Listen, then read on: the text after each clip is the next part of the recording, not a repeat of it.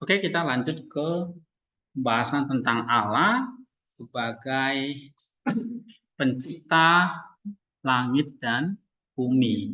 Maksudnya tentang firman itu maksudnya tentang pengakuan tadi ya. Pencipta langit dan bumi dan segala sesuatu yang kelihatan dan tidak kelihatan. Ya, pencipta apa saja? Langit dan bumi. Kemudian yang kelihatan dan tidak kelihatan. Oke, baca siapa ini? Jessica. Ayub 38. Siapakah orang yang menyembunyikan nasihat dari pedangku, yang menyimpan perkataan di dalam hatinya dan yang bermaksud menyembunyikannya dari pedangku? Yang pertama, melihat Allah dengan mata daging adalah mustahil, sebab yang tidak kelihatan tidak dapat ditundukkan kepada penglihatan jasmani, dan anak tunggal Allah sendiri telah memberi kesaksian, tidak seorang pun yang pernah melihat Allah. Dalam Yohanes 1 ayat 18. Sebab jikalau mengurus apa yang tertulis dalam kitab Yeskiel, ada orang yang percaya bahwa Yeskiel telah melihat dia, apakah yang dikatakan kitab suci? Yeskiel pasal 1 ayat 28. Ia melihat rupa kemuliaan Tuhan, bukan Tuhan sendiri, tetapi rupa kemuliaannya. Bukan kemuliaan itu sendiri sebagaimana adanya. Dan ketika ia hanya melihat rupa kemuliaan itu dan bukan kemuliaan itu sendiri, ia jatuh ke tanah karena ketakutan.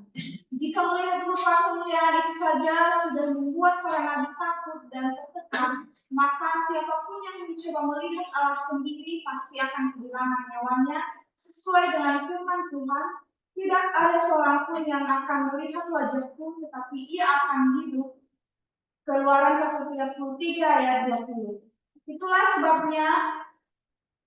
sebabnya Allah karena kasih setianya yang besar membentangkan langit sebagai tabir kealahannya, supaya kita jangan binasa. Perkataan itu bukan dari saya, tetapi dari Nabi. Jika engkau membelah langit, niscaya gemetarlah gunung-gunung karena melihat engkau. Lalu itu. Dan mengapa kamu heran bahwa Yeskiel tersungkur ketika melihat rupa kemuliaan itu, ketika melihat malaikat Gabriel, sekalipun dia seorang hamba Allah, langsung gemetar dan tersungkur dengan mukanya, dan walaupun ia seorang nabi, ia tidak berani menjawabnya sebelum malaikat itu mengubah dirinya menjadi serupa dengan anak manusia. Jika penampakan Gabriel menimbulkan kegentaran pada para nabi, seandainya Allah sendiri yang menampakkan dirinya, bukankah mereka semua akan binasa? Oke, jadi poin pertama ini tentang satu pemahaman bahwa orang itu bisa melihat Allah dengan mata telanjang atau mata jasmani.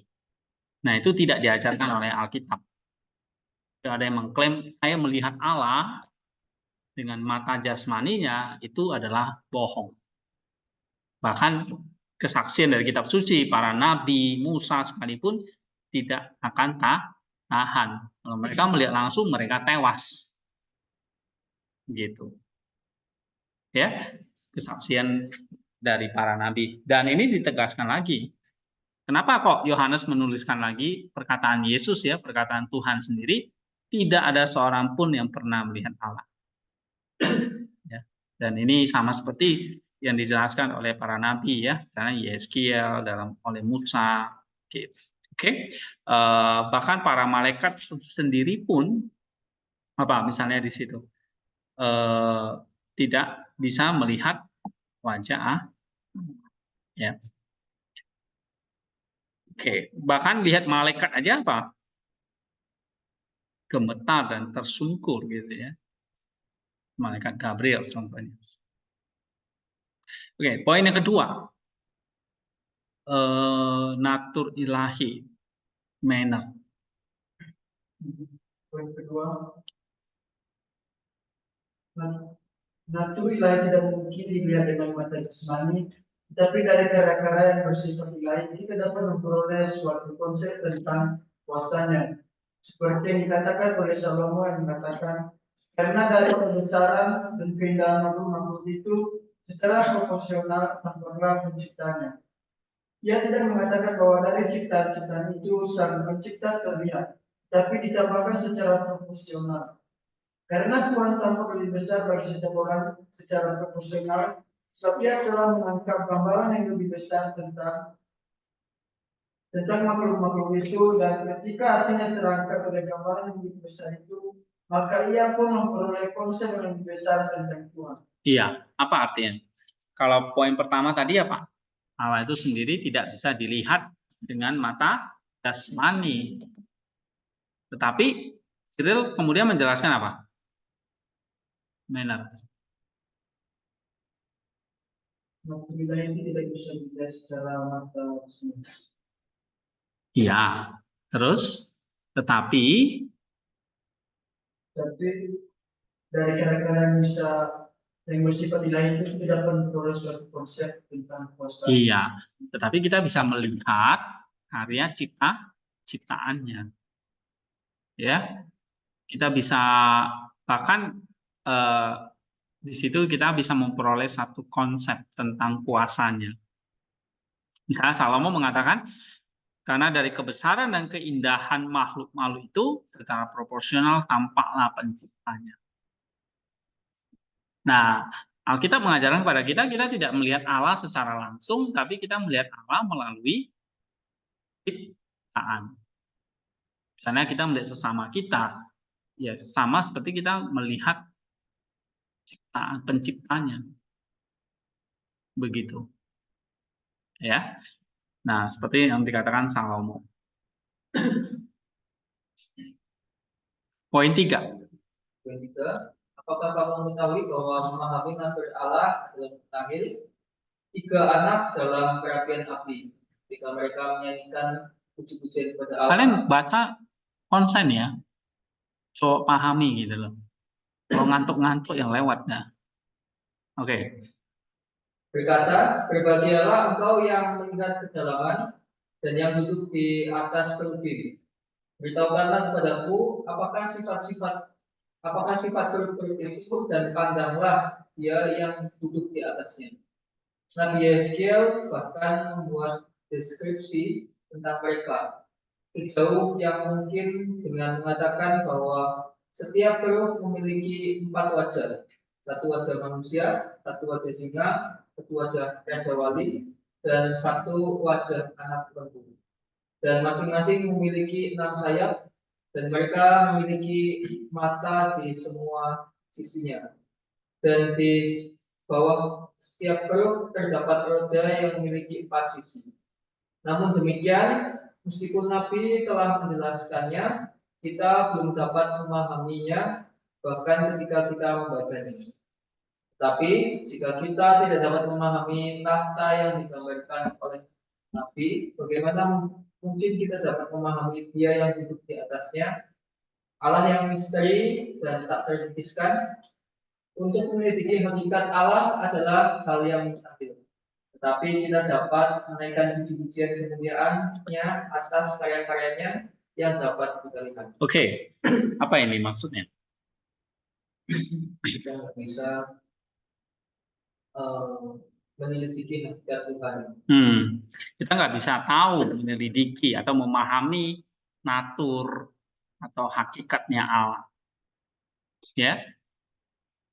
Karena lihat dia aja nggak bisa, apalagi tahu gimana wujudnya kan, atau hakikatnya.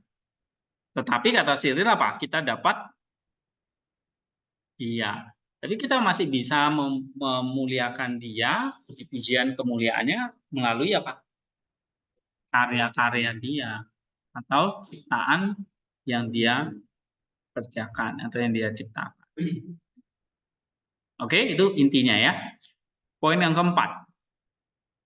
Nih, kamu baca di Smart. Yang benar. Salah denda 10.000. Katakan kepadaku berdasarkan konteks pengakuan iman, dan karena kita berkata kami percaya kepada Allah yang Esa, Bapa yang Maha Kuasa, Pencipta langit dan bumi, dan segala sesuatu yang kelihatan dan yang tidak kelihatan, supaya kita diingat bahwa Bapa Tuhan kita Yesus Kristus adalah semua dengan Dia yang menjadikan langit dan bumi, dan supaya kita dapat menjaga diri kita sendiri dari jalan yang sesat, dari para penyesat yang tidak mengenal Allah, yang telah berani mengatakan yang jahat tentang Dia yang maha bijaksana, yang menciptakan seluruh dunia ini, yaitu mereka yang melihat dengan mata jasmani tetapi yang membutakan mata atau bumi. 20.000. Nggak salah. 2 kata kamu salah. Oke? Catat ya, 20.000. Oke, gitu. Pokoknya salah baca denda 1 kata 10.000. Kita udah level S1 baca begini salah. Oke, apa ini Risa?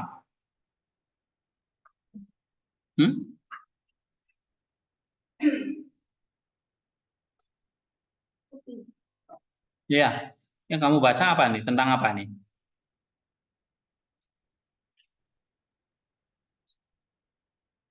Ada Allah yang Esa, Bapa yang Maha Kuasa, ya kan? Mencipta langit dan bumi, segala sesuatu yang kelihatan dan tidak kelihatan. Supaya kita ingat bahwa Bapa dari Tuhan kita Yesus Kristus, yaitu Bapa dari Yesus itulah yang menjadikan langit dan bumi. Dan supaya kita apa? Mawas diri, jangan sampai tersesat oleh ajaran-ajaran yang mengatakan Allah itu banyak, Allah itu tidak punya anak, ya, atau Allah itu bukan Bapa, Allah itu tidak berkuasa, Allah itu bukan pencipta, gitu. Oke? Nah, jadi selalu hati-hati ya menjaga diri kita dari jalan yang sesat dari para penyesat. Karena memang pada zaman itu banyak sekali ajaran-ajaran yang mengatakan ya, karena hidup di tengah budaya Yunani dan Yahudi yang menentang kekristenan. Oke, sekarang kita masuk ke poin kelima, kembali ke Ari, Ruo Ari. Poin 5. Sebab kesalahan apakah yang ditemukan pada ciptaan Allah yang dibungkus? Mereka yang seharusnya terpana dengan ketentuan kita melihat kubah langit. Mereka yang seharusnya menyembah Dia yang menjadikan langit sebagai kubah, yang dari air yang berubah bentuk substansi langit dan tali. Sebab Allah berfirman, "Jadilah cakrawala di tengah-tengah air." Kejadian 1 ayat 6. Berfirmanlah Allah sekali lagi untuk selama-lamanya. Maka terbuka langit itu dan tidak runtuh. Langit adalah air dan benda-benda lain. Matahari, bulan, dan bintang-bintang itu adalah. Dan bagaimanakah bola-bola api dapat beredar dan tapi jika seorang yang membantah itu karena sifat api dan air yang berlawanan, hendaklah yang menyatapi yang pada zaman Musa di Mesir berkobar di tengah-tengah bumi. Dan perhatikanlah pekerjaan Allah yang maha bijaksana. Sebab karena bumi memerlukan air, karena bumi mampu tolak, maka Ia menjadikan langit di atas air, supaya apabila bumi memerlukan pengairan melalui hujan, maka langit menurut kodratnya dapat menyediakannya. Oke. Jadi misalnya Allah menciptakan, di situ dikatakan ya, Dia menciptakan langit dulu, baru bumi. Ya kan? Nah, kenapa?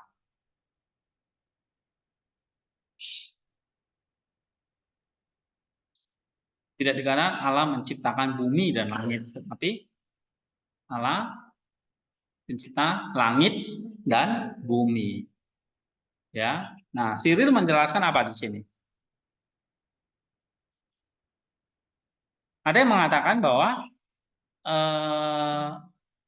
ini ya, ada kesalahan yang mengatakan bahwa Allah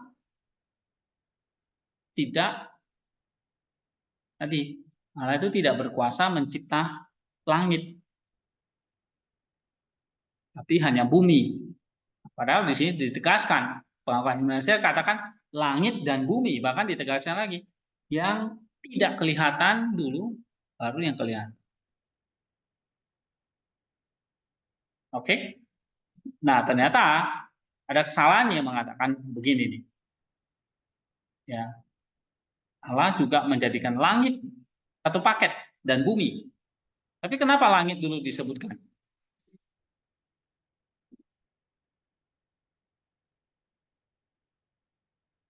Langit itu dikatakan apa itu? Hah? seperti kubah menampung air, ya. Langit itu air dan segala sesuatu yang di atas, benda-bendanya. Meliputi apa? Matahari, berarti planet ya, bulan, bintang. Oke? Bahkan api. Jadi ada air, ada apa lagi? Api. Ya. Di langit itu ada air dan api. Jadi kalau kamu pernah lihat nggak misalnya itu meteor itu ya, berapi ya, itu benda-benda langit yang berapi. Kalau dihantam bumi kita hancur gitu. Oke. Atau kalau kita keluar dari batas air, yang kita ketemu itu api, makanya bisa terbakar habis kita. Ya, keluar dari atmosfer yang adalah air itu terbakar habis kita. Maka langit itu ada air dan benda-benda langit. Benda-benda langit itu sebetulnya adalah api. Matahari itu api. Oke. Ya. Bulan, bintang itu adalah api. Tapi di atas air itu ada api gitu. Nah, terus Cyril mengatakan sifat-sifat air dan api itu kan bukankah berlawanan? Ya, mana mungkin gitu. Di langit itu ada air dan api. Nah, lalu Cyril menjelaskan nih, kamu ingat nggak pada zaman Musa dulu di Mesir, berkobar-kobar di tengah-tengah hujan es, ada api. Atau kamu lihat di laut itu, bisa mengeluarkan api kalau ada sumber minyak. Ya kan? Nah, maka di sini kita lihat ada pekerjaan Allah yang sangat bijaksana. Ya. Jadi kalau di langit itu ada air dan api, maka kembali ke pertanyaan awal tadi. Setelah langit ada, baru bumi. Sebab apa? Kalau bumi diciptakan, langitnya kalau belum ada, ya nggak mungkin ada bumi. Karena bumi di sini dikatakan apa? Bumi memerlukan air. Ya kan? Bumi memerlukan api. Gitu. Jadi dua unsur di sini ya. Bumi memerlukan air. Karena bumi harus diolah. Maka ia menjadikan langit di atas ada air. Oke. Poin yang ke-6. Tapi apa? Oh ya, baca. Jika seseorang melihat matahari, karena meskipun tampak seperti benda kecil yang mengandung kekuatan besar, muncul dari timur dan memancarkan cahayanya seperti dan yang terbit pada waktu fajar seperti yang digambarkan oleh Mazmur dengan mengatakan, dan dia keluar dari kamarnya seperti kematian laki-laki yang menggambarkan kecerahan dan kesederhanaan keadaannya pertama kali terlihat oleh manusia. Sebab ketika ia muncul di siang hari, tidak seringkali melarikan diri dari kobaran cahaya. Namun saat dia terbit, dia disambut oleh semua orang sebagai mempelai laki-laki. Perhatikan juga pengaturannya, atau lebih tepatnya bukan pengaturannya, tapi pengaturan dia yang dengan suatu peraturan bentuk perjalanan. Bagaimana pada musim panas dia terbit lebih tinggi dan membuat hari-hari lebih panjang, memberikan waktu yang baik pada manusia untuk melakukan pekerjaan mereka. Tapi pada musim dingin dia mengurangi perjalanannya. Dia masa dingin dapat bertambah, dan malam-malam yang lebih panjang dapat menambah waktu istirahat bagi manusia dan menambah kesuburan hasil bumi. Perhatikan juga bagaimana hari-hari bergantian menanggapi satu sama lain secara berurutan. Di musim panas bertambah dan di musim dingin berkurang.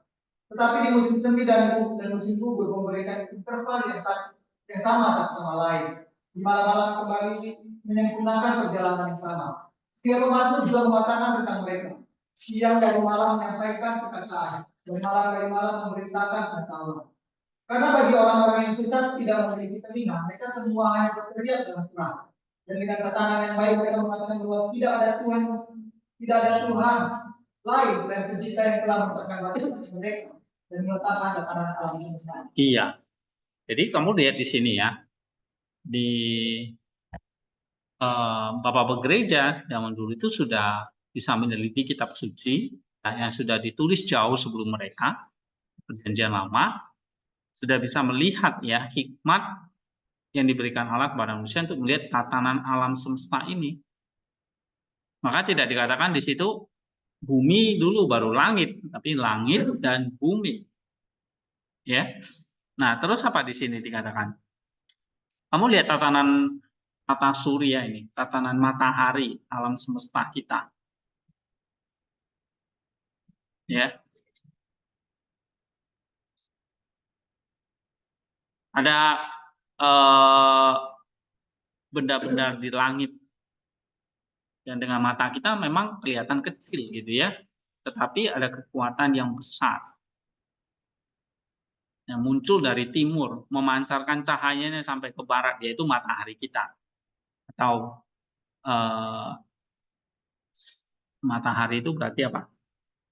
Salah satu bintang, ya, bintang.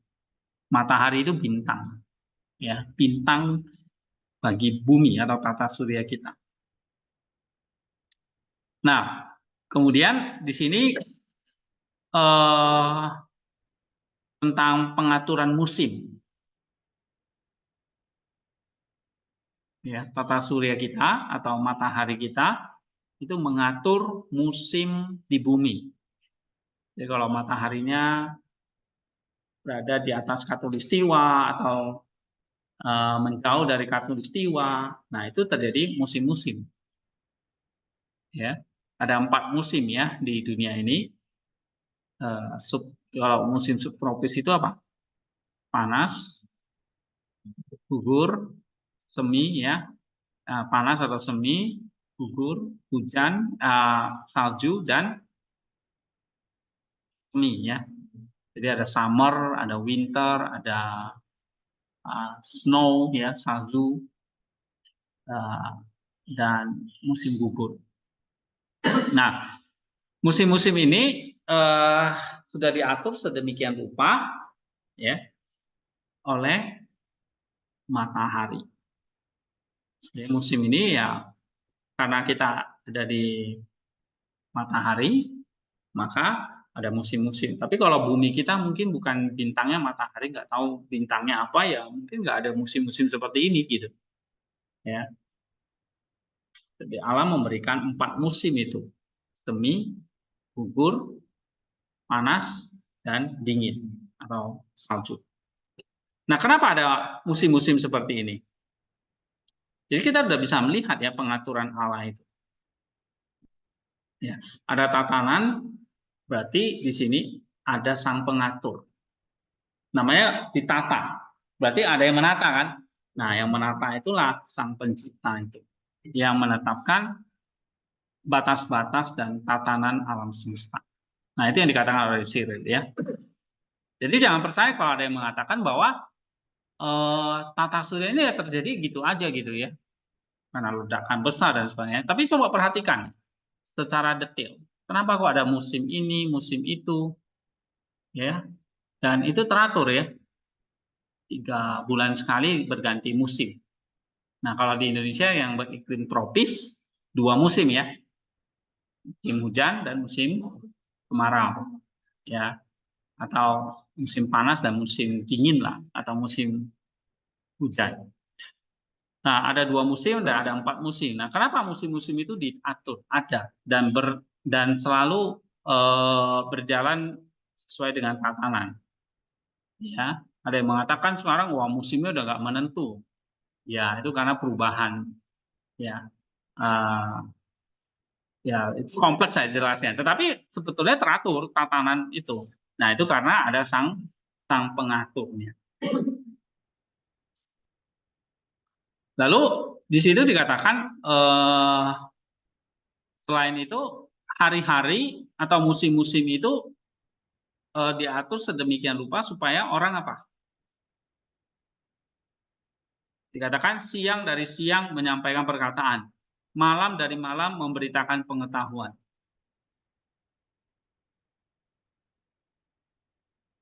Nah, pada dari musim saja kita sudah bisa mengatakan ya Bahkan bukan hanya dari musim ya, ada pergantian siang dan malam. Ada pergantian siang dan malam yang teratur gitu. Nah, itu sudah bisa mengatakan bahwa ada sang pengaturnya. Ya, itu kata sirih. Jadi kalau dikatakan bagi orang-orang sesat yang tidak memiliki telinga, mereka semuanya berteriak dengan keras, dengan tatanan yang baik, mereka mengatakan bahwa tidak ada Tuhan selain Pencipta. Ya. Oke, poin ke-7, coba baca Ika. Tetapi janganlah ada orang yang membiarkan orang yang mengatakan bahwa yang satu adalah pencipta terang dan yang lain adalah kegelapan. Sebab hendaklah ia mengingat apa yang dikatakan di saya. Akulah Allah yang menjadikan terang dan menciptakan kegelapan.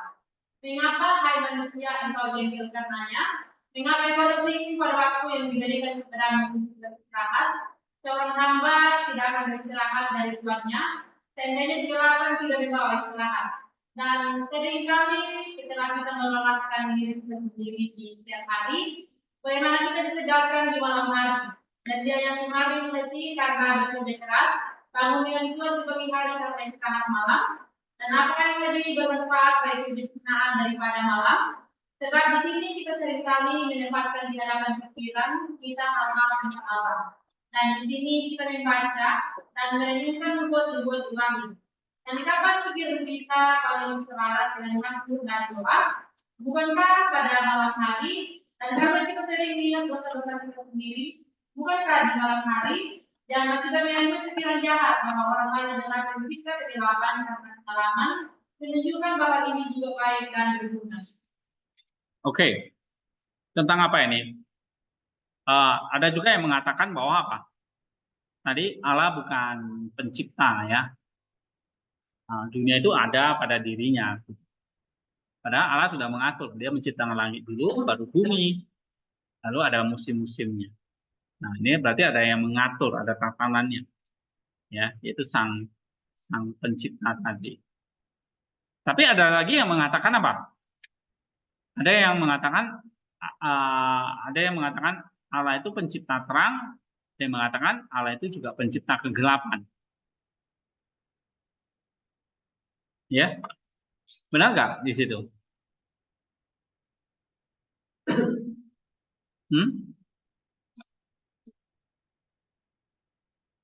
Benar nggak? Allah mencipta terang dan mencipta kegelapan. Hah? Iya dong. Ya kan? Akulah Allah yang menjadikan terang dan yang menciptakan kegelapan. Ya. Artinya apa di sini? Hah?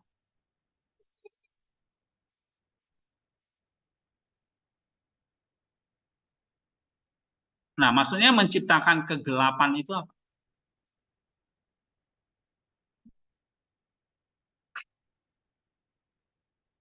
Jadi Allah itu bukan pencipta kegelapan dalam pengertian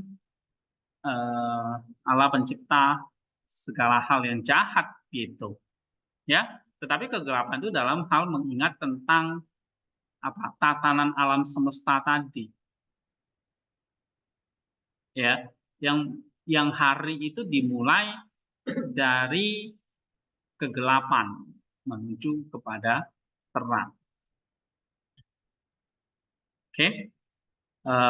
Nah, Alkitab tidak alergi ya dengan masalah gelap atau malam tadi, karena ya itu dalam pengertian Allah menciptakan kegelapan itu dalam pengertian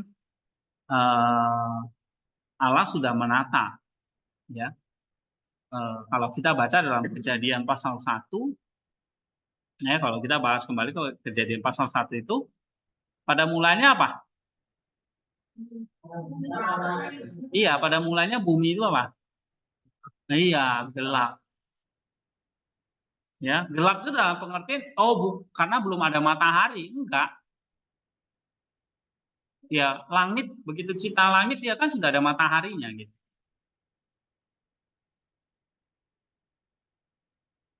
Ya, jadi kata gelap itu bukan dalam pengertian tidak ada matahari. Ini dalam pengertian apa? pada bumi itu memasuki namanya fase tanpa terang atau di malam hari. Ya. Nah, Cyril mengatakan bahwa kenapa kok kamu jengkel karena itu? Kok tersinggung pada waktu yang diberikan kepadamu untuk beristirahat?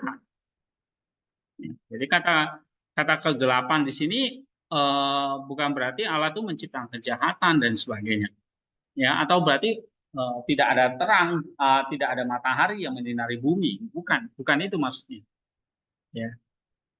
Tetapi ini adalah satu tatanan, satu fase waktu bumi di sini dikatakan memasuki namanya malam hari. Jadi hari itu dimulai dari malam dulu nih, karena awalnya gelap. Ya, baru nanti terang, baru ada matahari yang bersinar.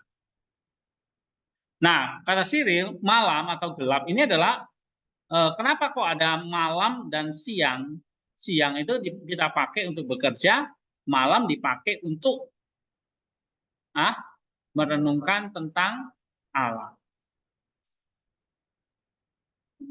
Ya. Kapan pikiran kita paling selaras dengan mazmur dan doa? Ya, malam hari. Kapan kita pakai waktu untuk mengingat dosa kita? Malam hari. Kapan kita pakai waktu untuk mengakui dosa dan pikiran jahat kita? Ya, malam hari. Oke? Itu dia ya. Jadi yang dikatakan akulah Allah yang menjadikan terang dan yang menciptakan kegelapan. Jadi di sini maksudnya apa? Allah menata ada siang dan malam hari. Poin 8. Nih, Krisman.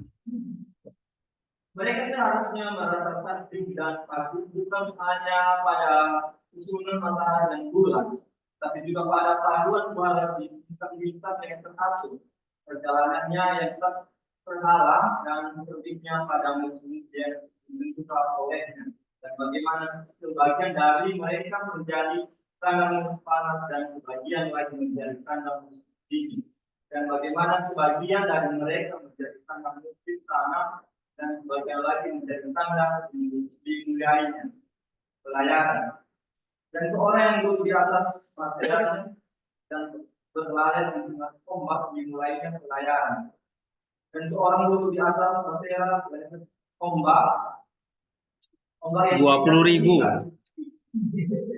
Dia menunjukkan materialnya dengan melihat tentang hal-hal ini. Kita suci mengatakan dengan baik. Dan biarlah semuanya itu menjadi tanda-tanda dan musim-musim dan tahun-tahun.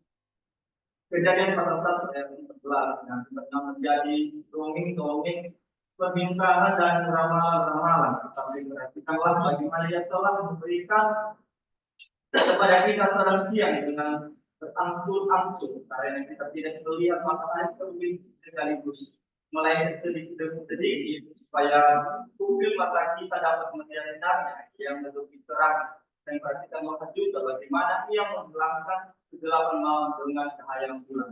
Iya. Jadi misalnya tadi tentang terang dan gelap atau tentang siang dan malam. Nah, ini dia jelaskan lagi tentang apa ini? Susunan matahari dan bulan. Ya. Lalu ada juga bintang-bintang. Ada musim-musim. Ada sebagian wilayah musim panas, sebagian wilayah lain musim dingin. Nah, ada yang sebagian musim tanam, sebagian lagi ada yang dimulai pelayaran. Nah, semua musim itu telah diatur Allah sedemikian rupa. Ya. Pada zaman dulu misalnya kalau belayar itu kan pakai apa? Melihat bintang gitu. Ya, seperti kompas. Ya, dulu nggak ada GPS ya, atau nggak ada, tapi semua melihat bintang. Saya tidak tahu juga ya, pelayaran-pelayaran zaman dulu kok bisa melihat bintang dan bisa sampai ke tujuan. Nah, tapi bintang-bintang ini bukan apa? bukan jadi dongeng-dongeng ya atau ramalan, tapi memberikan kita tentang apa? Tujuan bintang-bintang itu ada apa? Supaya terang siang itu berangsur-angsur, tidak langsung. Ya. Ya, kalau pagi ya menjelang siang itu kan nggak tiba-tiba langsung panas begitu karena sirip. Supaya pupil mata kita dapat melihat sinar yang lebih terang. Oke.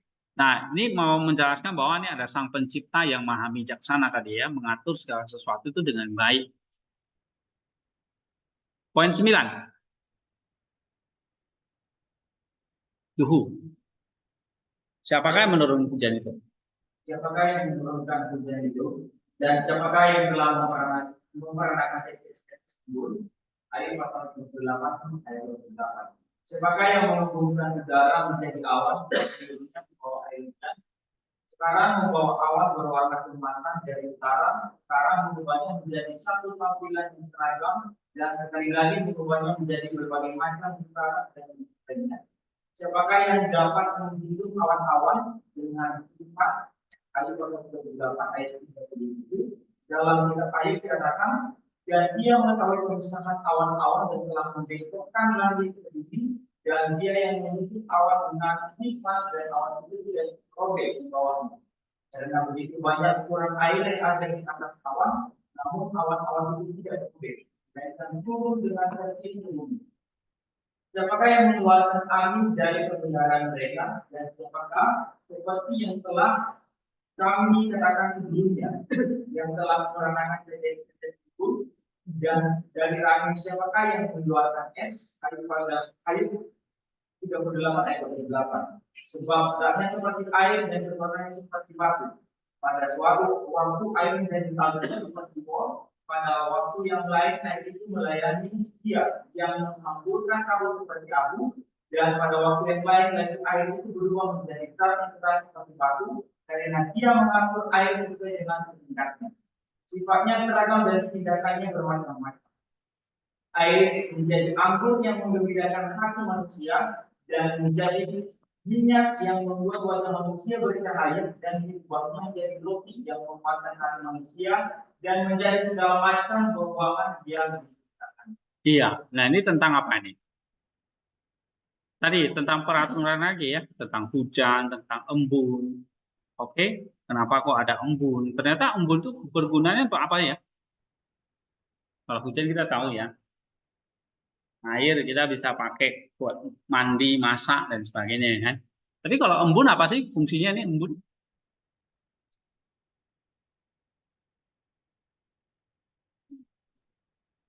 Hmm?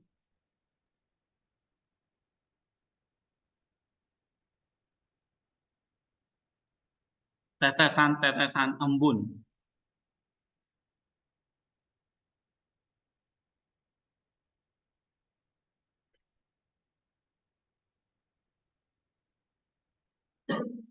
Hah? Atau kata ayu apa itu?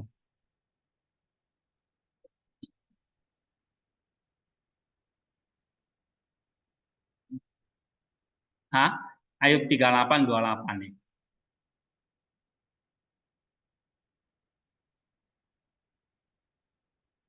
Ya. Bahkan embun itu, tetesan-tetesan itu apa? Dikatakan.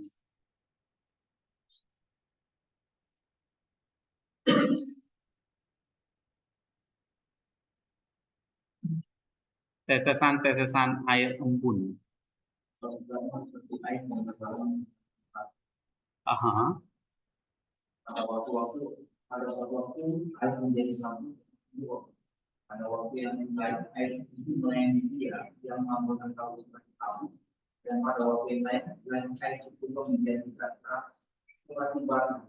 Dia mengatur kesinambungan. Iya. Jadi misalnya contohnya air ya bisa jadi embun.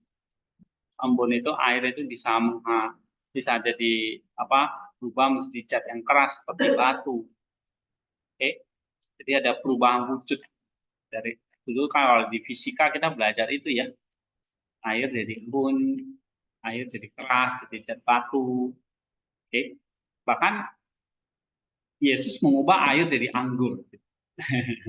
Ya, ini menggembirakan hati manusia. Ya. Nah, yang maksudnya mau dikatakan sirri itu adalah segala perubahan zat-zat, misalnya ya, tadi contoh tadi gas, udara, bisa jadi awan. Awan itu gas ya. Dari gas menjadi air. Dari air yang bisa mengubah jadi benda padat. Seperti misalnya ternyata batu-batu itu dari angin. Nah, misalnya batu gunung Selamat itu besar-besar itu. Terbuat dari apa ini? Lava ya. Lava itu dari mana asalnya? Air. Iya kan? Yang terus dibakar dan meleleh. Terus kalau dia meledak, meletus, dingin jadi batu. Itu asalnya dari mana? Air. Oke. Nah, siapa yang bisa kata air ini? Siapa yang melakukan pemisahan awan, membengkokkan langit ke bumi, menghitung awan dengan hikmat, awan itu tidak roh. Ya, itu karena ada sang pencipta tadi. Ya, jadi ini ada argumen-argumen yang mengatakan, oh nggak ada sang pencipta ini. Kita lihat contoh kasus Ayub misalnya, ya. Contoh kasus misalnya air bisa berubah wujud. Nah, semua ada penciptanya. Poin 10. Ini Raymond. 10. Apa yang seharusnya menjadi dampak dari keajaiban-keajaiban ini? Haruskah sang pencipta dihujat atau malah disembah? Dan sejauh ini saya telah mengatakan tentang karya-karya hikmahnya yang tidak terlihat. Perhatikanlah saya mohon, musim semi dan bunga-bunga dari segala jenis dengan segala bentuknya yang berbeda satu dengan yang lain. Warna merah tua dari mawar, warna putih, dan paling murni dari bunga bakung, karena semua itu tumbuh dari hujan yang sama dan tanah yang sama. Dan siapakah yang membuat mereka berbeda? Perhatikanlah, berdoalah, perawatan yang tepat dari zat yang satu dari pohon itu ada bagian itu berupa berteduh, dan ada bagian itu berbagai macam buah dan tumbuhannya adalah satu. Dari pokok anggur yang sama, sebagian untuk pembakaran, sebagian untuk emas, sebagian untuk daun, sebagian untuk suluh, dan sebagian untuk pandan. Nah, jadi kamu lihat ya, Allah mengatur seperti kayak sebuah keajaiban. Misalnya dia kasih contoh apa ini?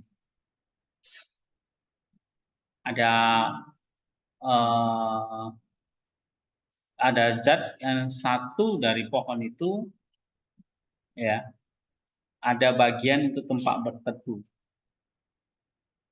ya, pohon. Lalu ada bagian juga untuk tempat berbuah. Ya. Contoh pokok anggur untuk pembakaran, sebagian untuk tunas, daun, sulur, tandan buahnya ya. Pembakaran itu batangnya lah ya, bisa kita rantingnya yang tidak berguna dipotong dibakar. Tunas ya dari tunasnya ya. Bagian untuk daun, misalnya contohnya itu. Nah, jadi semua bagian-bagian itu punya peranan atau punya fungsi. Ya. Bunga misalnya contoh, ada warna merah tua, ada warna putih, ada bunga bakung, ya. Nah, semua itu tumbuh dari hujan yang sama dan tanah yang berbeda. Tapi itu bertanya, siapa yang membuat mereka berbeda? Bunganya ada yang warna putih, ada yang warna merah. Siapa yang buat itu? Padahal mereka tumbuh di tanah dan hujan yang sama. Ya. Oke. Terus baca lagi. Perhatikanlah juga betapa tebal simpul-simpul yang melingkari tubuh itu, seperti yang dibuat oleh sang pembuatnya. Dari tanah yang satu dan sama keluarlah binatang melata, binatang buas, ternak, pepohonan, makanan, emas, perak, tembaga, besi, dan batu. Dan dari air yang satu itu keluarlah bahan makanan ikan dan burung-burung, sebagaimana ikan berenang di air dan burung-burung terbang di udara. Iya. Nah, lihat juga hal-hal yang lain gitu ya. Jadi kalau di sini dikatakan siapa yang melakukan itu? Kalau nggak ada sang desainernya, ya sang pembuatnya, ya. Oke, lanjut 11 Hizkia. Lautan yang luas dan besar ini di dalamnya terdapat makhluk-makhluk yang layak yang tak terhitung banyaknya.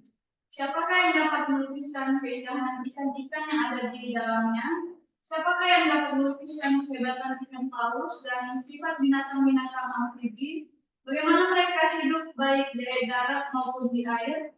Siapakah yang dapat menceritakan kedalaman dan luasnya laut atau kekuatan ombaknya yang sangat besar? Namun laut tetap berada pada batas-batasnya, karena Dia yang telah berfirman, sampai di sini saja engkau akan sampai, dan tidak lebih jauh lagi, tetapi dalam dirimu sendiri gelombangmu akan dipotong. Ayat pasal 28 ayat 11. Laut juga dengan jelas menunjukkan firman perintah yang diberikan kepadanya. Karena setelah ia berlari ke darat, ia meninggalkan di pantai suatu garis yang kelihatan yang dibuat oleh ombak dan yang menunjukkan seolah-olah kepada mereka yang melihatnya bahwa ia tidak melewati batas-batas yang telah ditentukan. Oke, jadi sama lagi ya. Oke, 12. Fitri. Siapakah yang dapat membedakan sifat burung-burung di udara? Ada yang membawa suara merdu, ada pula yang mengenai karagam dengan berbagai macam lukisan pada sayapnya.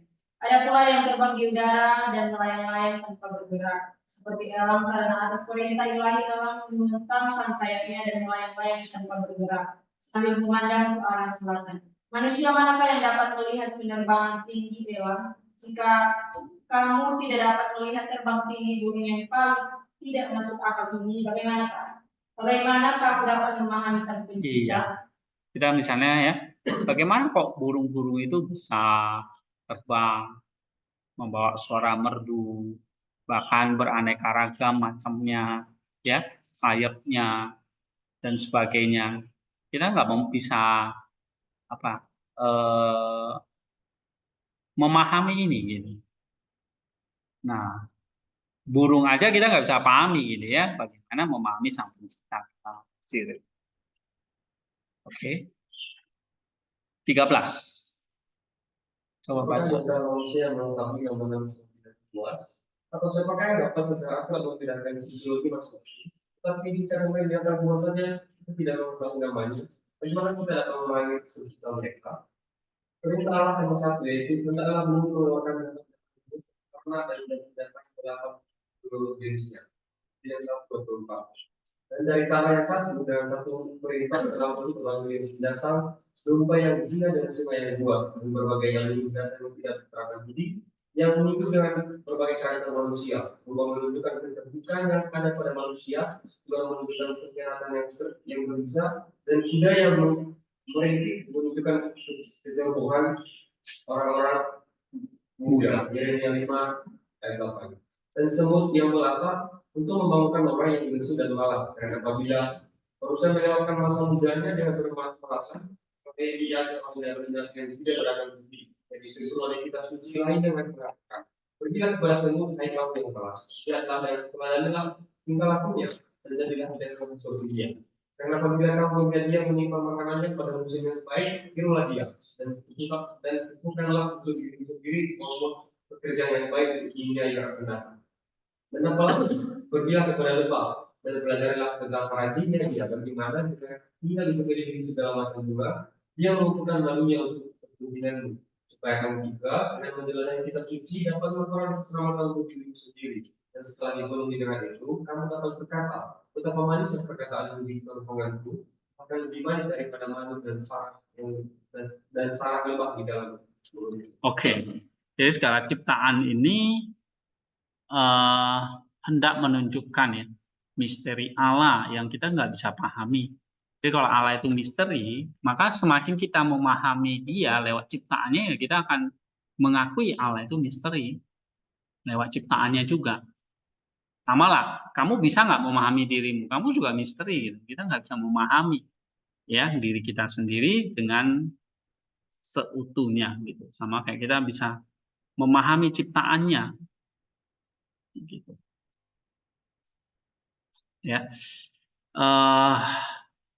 Satu jenis binatang ya dengan binatang yang lain misalnya. Dan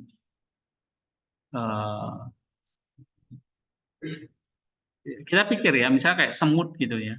Apa sih alam menciptakan semut itu ya? Hah? Kira-kira ada fungsinya nggak semut itu? Tikus lah misalnya. Lebih baik nggak usah ada tikus ya. Binatang jorok ya. Yang ada merugikan manusia. Ya, kita nggak tahu gitu ya. Kenapa Allah kok menciptakan tikus? Semut. Nah, misalnya paling lihat aja semut, maka teladanilah dia gitu. Ya, lebah, lihat aja betapa rajinnya dia. Semut, ya, betapa rajinnya dia.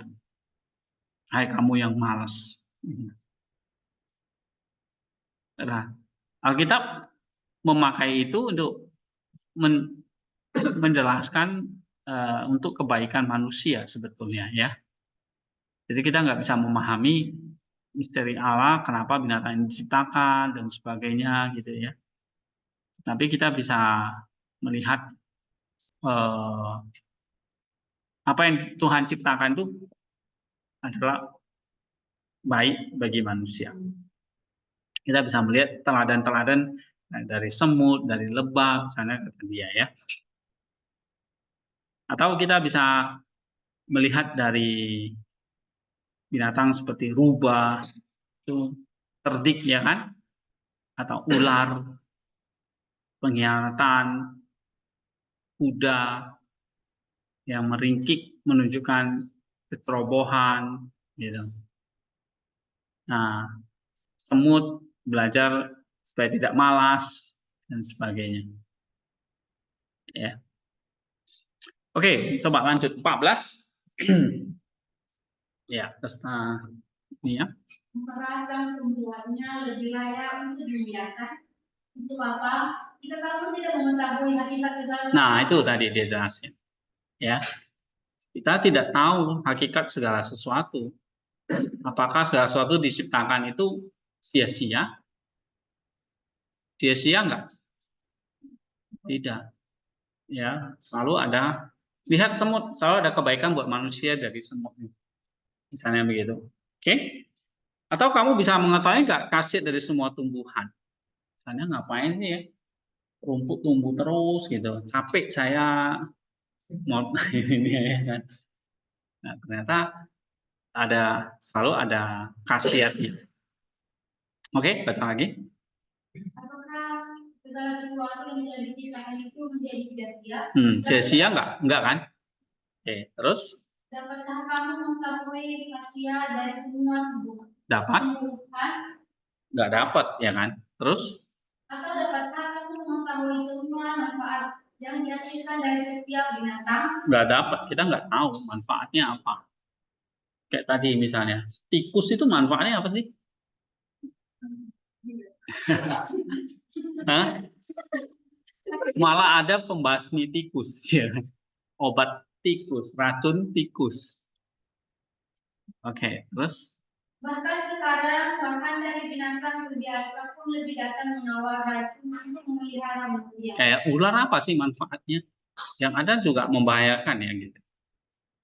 Tetapi engkau terus? Tetapi engkau akan berkata kepadaku, ular itu mengerikan, takutlah akan Tuhan, maka ular itu tidak akan dapat melukai engkau. Kalau jengking menyengat takut akan Tuhan, maka ia tidak akan menyengatmu. Singa itu haus darah, takutlah akan Tuhan, maka ia akan berbaring di sampingmu, seperti Daniel. Tapi sesungguh menentukan membedakan binatang-binatang itu bahwa bagaimana beberapa seperti Kalajengking, kalajengking memiliki ketajaman dan sengatannya, dan yang lain memiliki kekuatannya dalam giginya, dan yang lain bertemu dengan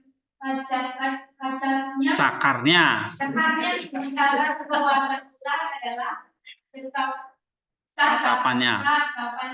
Maka dari hasil karya yang bervariasi ini, pahamilah kekuatan sang pencipta. Udah berapa puluh ribu? Banyak kok. Pelan-pelan, takut salah. Oke. Ini tadi tentang binatang-binatang udah saya jelasin ya. Kalajengking, apa manfaatnya? Nah, kita bisa belajar. Oh, ada ketajaman, ada kekuatan dalam giginya, ya. Ada sekarnya yang bisa bertempur. Sementara ular apa? Tatapannya. Nah, jadi kita bisa belajar dari binatang-binatang itu.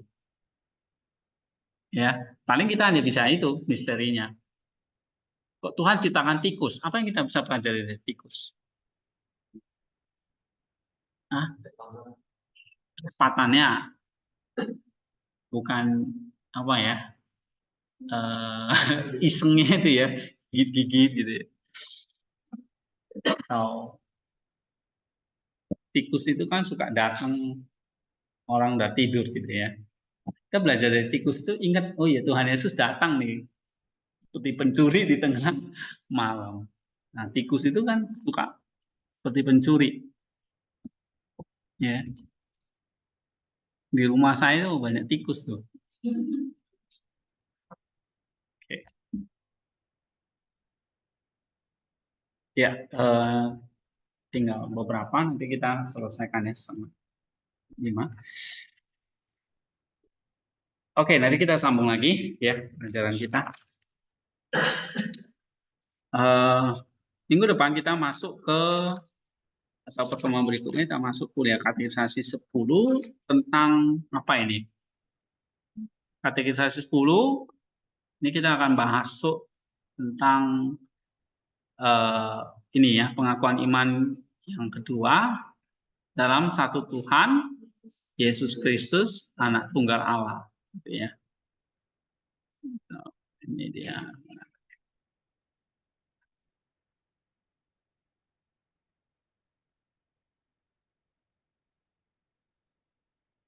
Ini ya, dan dalam satu Tuhan Yesus Kristus. Ini pasal yang penting.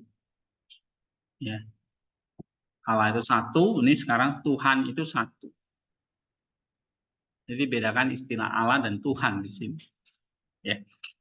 Jadi Allah Tuhan itu satu bukan namanya Bapa, tapi Yesus Kristus. Kita akan bahas seperti apa doktrinnya ini. Oke, mari kita berdoa dulu. Nanti ini kan.